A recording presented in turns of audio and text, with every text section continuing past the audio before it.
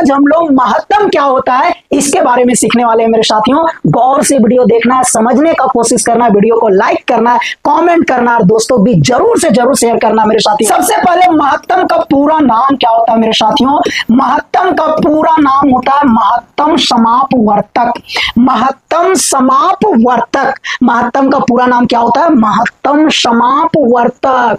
महत्तम समापवर्तक, समापवर्तक का मतलब क्या होता है मेरे साथियों? गुणनखंड। समापवर्तक का मतलब क्या होता है मेरे साथियों? गुणनखंड। समापवर्तक का मतलब क्या होता है मेरे साथियों? गुणनखंड। गुणनखंड। और गुणनखंड का मतलब क्या होता है मेरे साथियों? गुणनखंड का मतलब क्या होता है मेरे साथियों? गुणनखंड का मतलब क्या होता है? गुणनखंड का मतलब होता है मेरे साथियों कि अगर आपके पास कोई संख्या है, अगर आपके पास कोई संख्या है, उस संख्या को जो संख्या पूरा तरह से विभाजित करेगी, जो संख्या पूरा तरह से विभाजित करेगी ना, वो सारा का सारा संख्या, उस संख्या जो आपके पास है या दिया गया संख्या का क्या कहलाएगा? गुणनखंड कहलाएगा मेरे साथियों। गुणनखंड मतलब दिया गया संख्या को पूरा तरह से खंड करना चाहिए, पूरा तरह से विभाजित करना चाहिए, पूरा तरह से काटना चाहिए। तो दिया गया संख्या को जो भी संख्या पूरा तरह से काटेगा, एकदम विभाजित करेगा, खंड करेगा, खंड करेगा, वो सारा का सारा संख्या, दिया गया संख्या का क्या कहलाएगा? गुणनखंड कहलाएगा। गुणनखंड कहलाएगा। दिया गया संख्याओं का जो संख्या पूरा तरह विभाजित करेगी, वो सारा संख्या दिया गया संख्या का क्या कहलाएगी? गुणनखंड। जैसे उदाहरण मान लीजिए 10 है मेरे साथियों। 10 का कौन कौन संख्या गुणनखंड होगा मेरे साथियों? कौन कौन संख्या?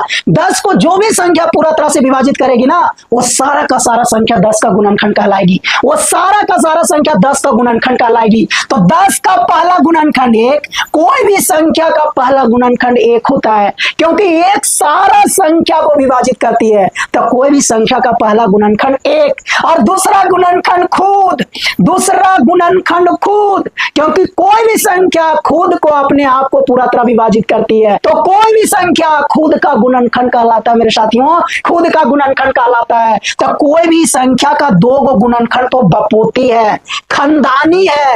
एगो 1 और दूसरा खुद, एगो 1 और दूसरा खुद। तो कोई भी संख्या का 2 गुणनखंड एकदम फिक्स है, बपोती है, खानदानी है, 1 और खुद। अब देखिए और कोई संख्या जो 10 को काट रहा है, बोलोगे हाँ सर 2, और कौन? 5। तो ये सारा का सारा संख्या 10 का क्या कहलाएगा मेरे साथियों? क्या कहलाएगा मेरे साथियों? गुणनखंड कहलाएगा। क्या कहलाएगा? गुणनखंड कहलाएगा। तो महत्तम का पूरा नाम हो गया महत्तम समापवर्तक। और ये समापवर्तक का मतलब क्या हुआ? गुणनखंड। और गुणनखंड का मतलब क्या हुआ? कोई भी संख्या को जो संख्या पूरा तरह से काटेगी, वही उस संख्या का क्या कहलाएगी? गुणनखंड। और जो गुणनखंड होगा वही उस संख्या का क्या कहलाएगा? समापवर्तक। वही उस संख्या का क्या कहलाएगा? समापवर्तक मेरे साथियों। मान लीजिए 20 है। 20 का अगर आपसे गुणनखंड पूछा जाए, 1 और 20 तो बपोती है, 1 और 20 तो होगा। और कोई संख्या जो 20 को काट रहा है, बोलोगे सर 2, उसके बाद 4, उसके बाद 5, उसके बाद 10। ये सारा का सारा संख्या 20 का क्या कहलाएगा मेरे साथियों? गुणनखंड। 20 का क्या कहलाएगा मेरे साथियों? गुणनखंड। मान लीजिए 25 है। 25 का गुणनखंड 1 होगा, 25 होगा, 5 होगा। क्या इसके अलावा कोई और संख्या 25 को काट रहा है? नहीं मेरे साथियों, नहीं काट रहा है। अगर हम 30 का गुणनखंड पूछे 30 का, तो 1 होगा, 30 होगा, 2 होगा, 3 होगा, 5 होगा, 6 होगा, 10 होगा, 15 होगा। क्या इसके अलावा कोई और संख्या 30 को काट रहा है? नहीं ना काट रहा है। तो 30 का ये सारा का सारा संख्या क्या कहलाएगा? गुणनखंड कहलाएगा। दिया गया संख्या को जो संख्या पूरा तरह से विभाजित करेगी, वो सारा का सारा संख्या उस संख्या का क्या कहलाएगी मेरे साथियों? गुणनखंड। मान लीजिए 50 है। 50 का गुणनखंड कौन होगा? 1 होगा, 50 होगा, उसके बाद बताइए 2 होगा, 2 के बाद कितना होगा? 5 होगा, 5 के बाद कितना होगा? 10 होगा, 10 के बाद कितना होगा मेरे साथियों? 25 होगा। बोलिए हाँ या ना। क्या इसके अलावा कोई और संख्या है जो 50 को विभाजित कर रहा है? तो इसके अलावा कोई भी संख्या नहीं मेरे साथियों। तो 50 का गुणनखंड होगा 1, 50, 2, 5, 10 और 25। ये सारा का सारा 50 का क्या कहलाएगा? गुणनखंड कहलाएगा। क्या कहलाएगा? गुणनखंड। अगर मेरे साथियों 10 और 20 का गुणनखंड अगर आपसे पूछा जाए, अगर 2 संख्या का गुणनखंड एक साथ पूछा जाए, एक साथ, तो मेरे साथियों जब भी 2 या 2 से अधिक संख्या का गुणनखंड अगर आपसे पूछा जाए तो इसका मतलब वही संख्या को लिखना है जो दोनों संख्या को पूरा तरह विभाजित करे। तो मेरे साथियों, जब भी दो या दो से अधिक संख्या का गुणनखंड पूछा जाए तो वो संख्या गुणनखंड का आंसर होगा जो सभी दिया गया संख्याओं को पूरा तरह विभाजित करे। जितना भी संख्या है ना मेरे साथियों, वो सभी को जो जो संख्या पूरा तरह से विभाजित करेगी ना, वही सारा संख्या दिया गया संख्या का क्या कहलाएगा? गुणनखंड। वही सारा संख्या दिया गया संख्या का क्या कहलाएगा मेरे साथियों? गुणनखंड कहलाएगा। क्या कहलाएगा? गुणनखंड। तो 10 और 20 का गुणनखंड कितना होगा मेरे साथियों? 1 1 दोनों को पूरा तरह से विभाजित कर रही है, उसके बाद 2 2 दोनों को पूरा तरह से विभाजित कर रही है, उसके बाद 5 5 दोनों को पूरा तरह से विभाजित कर रही है, उसके बाद कौन सा संख्या होगा मेरे साथियों? 10। कौन सा संख्या होगा? 10। तो 10 और 20 का गुणनखंड अगर एक साथ आपसे पूछा जाए तो वो सारा का सारा संख्या होगा जो 10 और 20 दोनों को पूरा तरह से विभाजित करे। तो 1 होगा, 2 होगा, 5 होगा, 10 होगा मेरे साथियों। अगर 10 और 15 का गुणनखंड पूछा जाए, 10 और 15 का गुणनखंड एक साथ पूछा जाए, यानी वैसा संख्या जो 10 को भी काट रहा है, 15 को भी काट रहा है,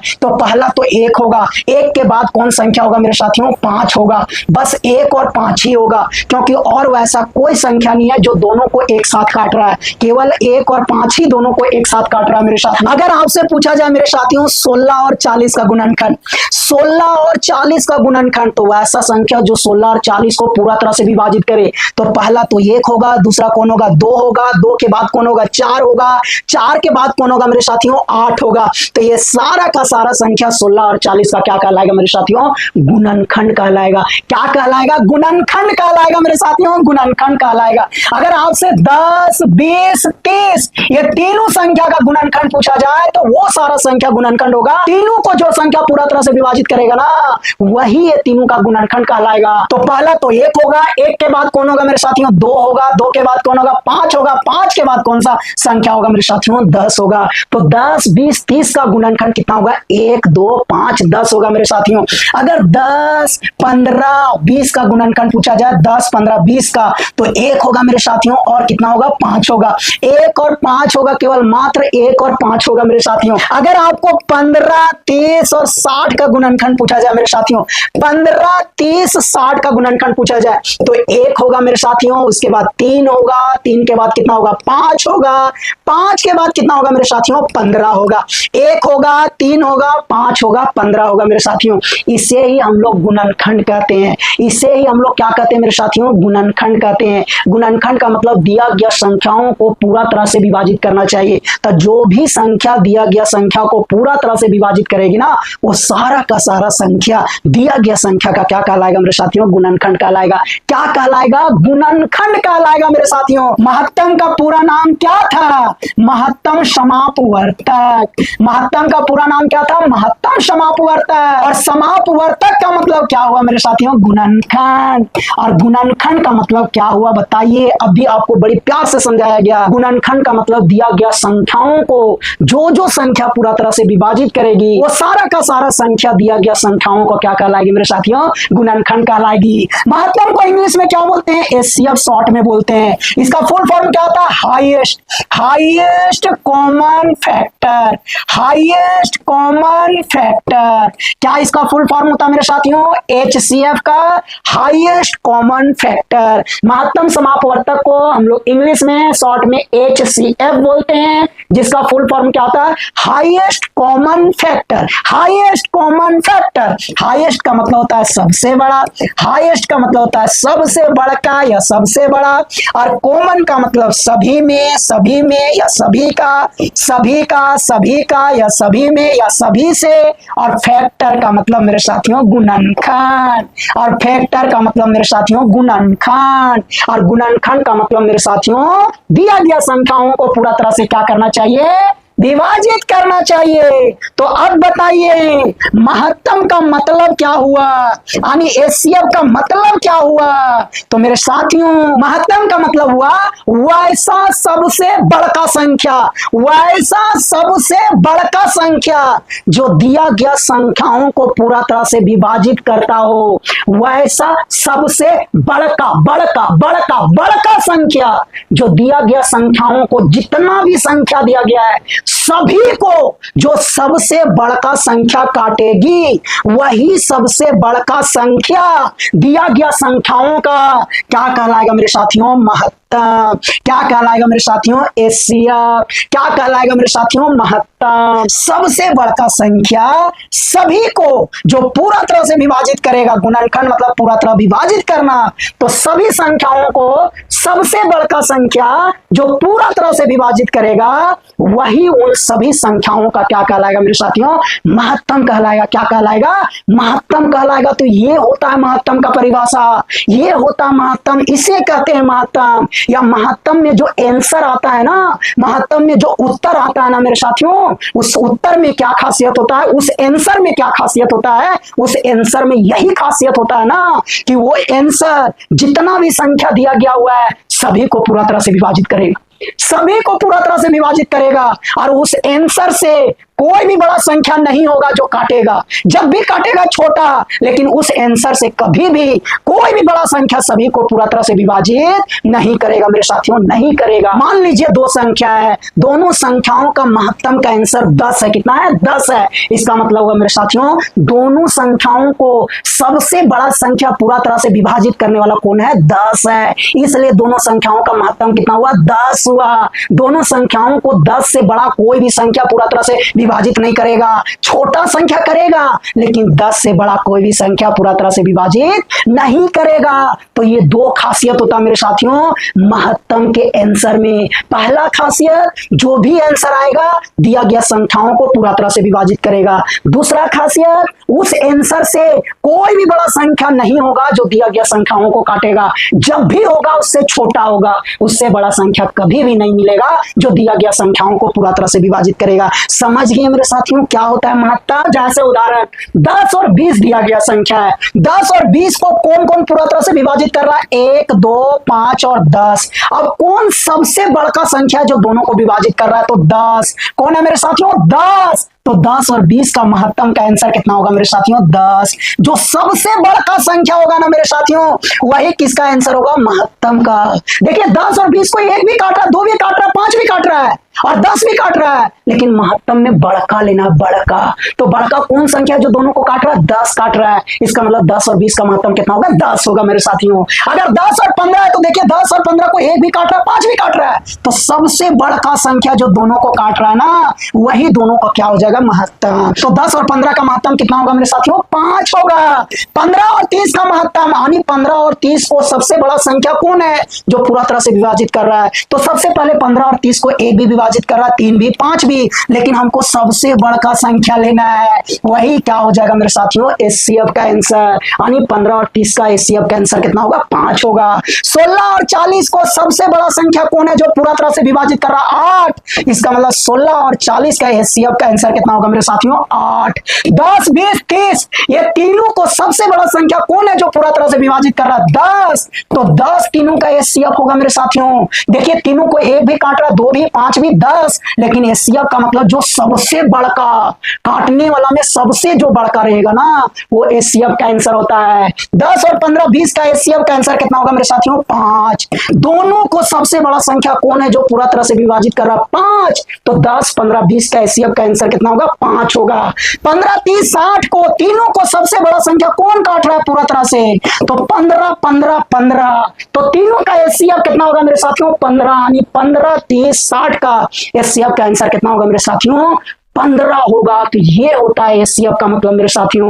हमें उम्मीद है कि आपको बहुत अच्छा से समझ में आया होगा। अच्छा, महत्तम का एक और खासियत होता है मेरे साथियों, गौर से सुनिएगा। महत्तम में जो आंसर आता है ना मेरे साथियों, महत्तम में जो आंसर आता है ना वो दिया गया संख्याओं में जो सबसे छोटा संख्या रहता है ना, दिया गया संख्याओं में जो सबसे छोटा संख्या रहता है ना उसी के बराबर महत्तम का उत्तर होता है। सबसे छोटा संख्या के बराबर महत्तम का उत्तर उत्तर होता है। अगर वो नहीं होगा उत्तर में, यानी जो भी संख्या दिया गया है उसमें से जो सबसे छोटा संख्या होगा वो महत्तम का उत्तर होगा।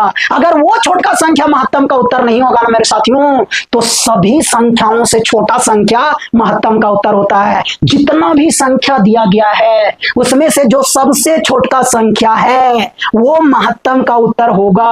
अगर वो महत्तम का उत्तर नहीं हुआ मेरे साथियों, तो सारा संख्याओं से छोटा संख्या होगा महत्तम का उत्तर, यानी उसमें से जो सबसे छोटा संख्या है उससे भी छोटा होगा महत्तम का उत्तर। मेरे साथियों बात समझ में आया? महत्तम का उत्तर हमेशा दिया गया संख्याओं में जो सबसे छोटा संख्या होता है उसके बराबर होता है। अगर वो नहीं होगा महत्तम का उत्तर तो उससे भी छोटा होगा, यानी सभी संख्या से छोटा होता है महत्तम का उत्तर। कभी भी महत्तम का उत्तर मेरे साथियों, मान लीजिए ए और बी है, ए और क्या है, बी है, और इसमें से सबसे छोटा संख्या कौन है मेरे साथियों? सबसे छोटा संख्या कौन है? ए है। तो दोनों का जो महत्तम होगा ना मेरे साथियों, सबसे छोटा ये के बराबर होगा, ए के बराबर। अगर ये महत्तम का उत्तर नहीं हुआ, अगर ये महत्तम का उत्तर नहीं हुआ, तो महत्तम का जो उत्तर होगा ना मेरे साथियों, ये से भी छोटा होगा, ये से भी क्या होगा मेरे साथियों? छोटा होगा, छोटा होगा।